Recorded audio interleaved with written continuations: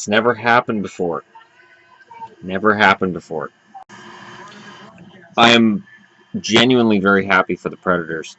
I couldn't be happier that my bracket's completely wrong. I'm wearing my Columbus hat because Columbus fought hard.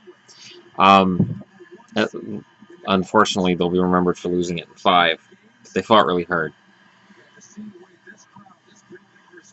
Nashville held Chicago to so few goals. The only goal Chicago scored tonight was the only goal Jonathan Toews scored in the series. Jonathan Toews, for my money, is one of the best key players in key games, in key moments. And he was handled. The Predators handled Chicago. An 8 seed beating a 1 seed is good. And I say it's good because we all talk about jockeying for position going to the playoffs, and this team doesn't deserve to face this team. This is why I love the divisional matchups. The rivalry between Chicago and Nashville means that Nashville knows Chicago, Chicago knows Nashville. And these series can go either way. Now, the other thing that occurs to me in this Nashville series, first off, the Predators really are a team looking for respect. They weren't getting that respect during the season, even though last year they knocked out the Ducks in the first round. They just haven't got that respect.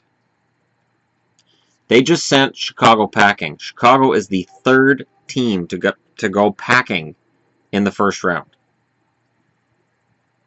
If that doesn't win them respect, nothing will. So Nashville moves on, likely gets St. Louis in round 2, and I wouldn't bet against Nashville. It is an important series that they swept it.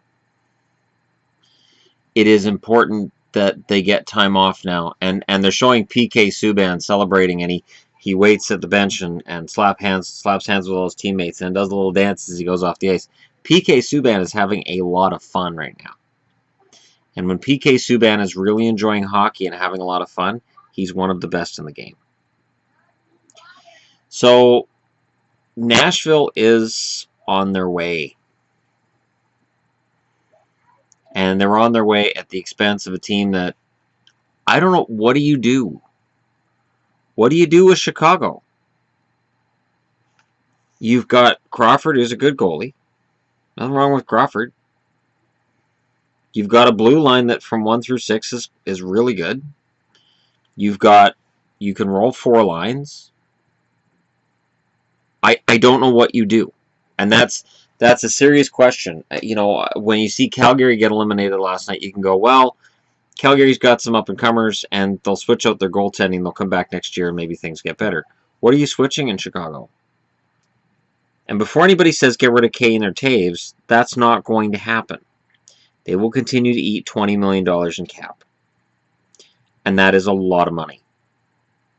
That is a ton of money. And it limits Chicago's ability to get experienced depth guys for those bottom 2 lines and for the 5-6 defensemen. It limits them. I don't. How do you fix what doesn't appear to be broken? But this is the 2nd year in a row Chicago fails in the first round. Last year it was St. Louis. This year it's Nashville. Something has to change. Do you fire Quenneville? The best coach in the NHL? I don't see how you could. I guess Chicago could take that route if they think anyone can run the team like Quenneville did. If they think that's the problem. Do you fire the assistant coaches? Do you look at scouts? What do you do?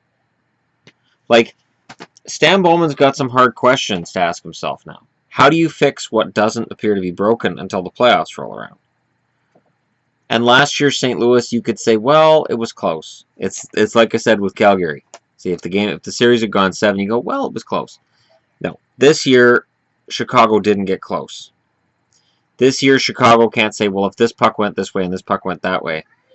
The only argument you could have is if Nashville had decided not to have a goaltender for this series, Chicago could have won it. Pekka Rinne has done a fantastic job in the playoffs. And this is the best he's played. Nashville's defense is really, really solid. And, you know, before the season, I said, well, Nashville should win the West. I figured Nashville was going to be a number 1 seed, and then they kind of sputtered, and they were there, but they kind of weren't, and they were flirting with maybe they're going to miss the playoffs. And now they're looking like the team that I thought they were last summer. Victor Arvidsson, I gloat and gush over this kid every chance I get, and he impresses me every time I see him. Arvidsson is a beast on the ice. And I really can't overstate his importance to the Predators and how far he's come in a year. Last year in the playoffs, he was a grinder, a mucker who had decent hands, but just he couldn't get a goal. Gets goal last game, and you know, 2 points in 14 games. Thanks for coming out. This year he is a leader. He is their he iced the net, iced the game with that empty net goal.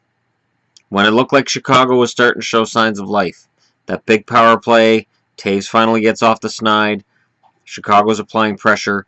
Maybe Chicago can get back in this. It's Chicago. Even when Nashville's up 3-0, I'm going, well, but it's Chicago. No. Nashville came out tonight and shut that down. Pekka Rinne came out and shut that down. Just fantastic, fantastic hockey. I'm really happy that Chicago's out because it opens up the West so much. You now have Anaheim and Nashville have advanced. It's likely St. Louis advances, and then Edmonton and San Jose are killing each other. This is the exciting news for Oilers fans. If you're going to go to the Stanley Cup final, Chicago's no longer a city you have to play in.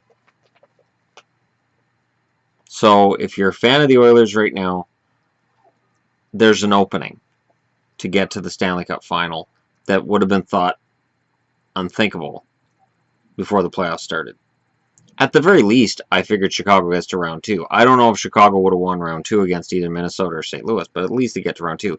And it makes the run Chicago went on down the stretch look suspiciously like they tired themselves out. And this is something that, you know, I talked about during the year because I've seen it where a team will go on an incredible run in the second half of the year, and then the playoffs roll around and they're just done. They're spent.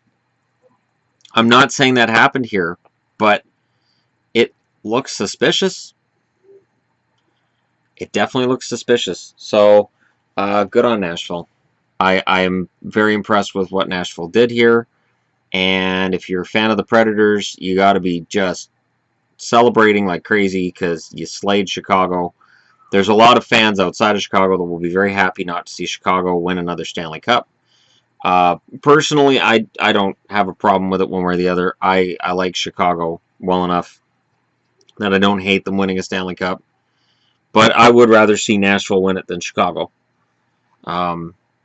Yeah, Nashville, it's going to be fun. This is going to be a fun ride from here. Let me know what you guys think in the comments below. Don't forget to hit like and subscribe if you're browsing your way through. And again, I don't have a Nashville hat, so I figured I'd go with Columbus because they showed up tonight. It's just Pittsburgh was too damn good.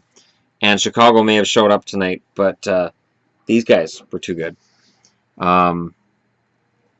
Predators. I may end up being very happy that Yvonne managed to get all the stains out of this and fix it, because I may end up wearing this a lot these playoffs. They got stopped in the second round last year. If they meet St. Louis again, maybe that ends up being a little different this season. Let me know what you guys think, and I'll talk to you again later. Oh no, they met San Jose in the second round last year in Nashville. Yeah, they wouldn't have to worry about that this year. They get St. Louis. Yeah. Yeah, I think Nashville can go further than they did last year. Definitely. This could be a really big year for Nashville. Let me know if you agree or disagree, and I'll talk to you all again soon.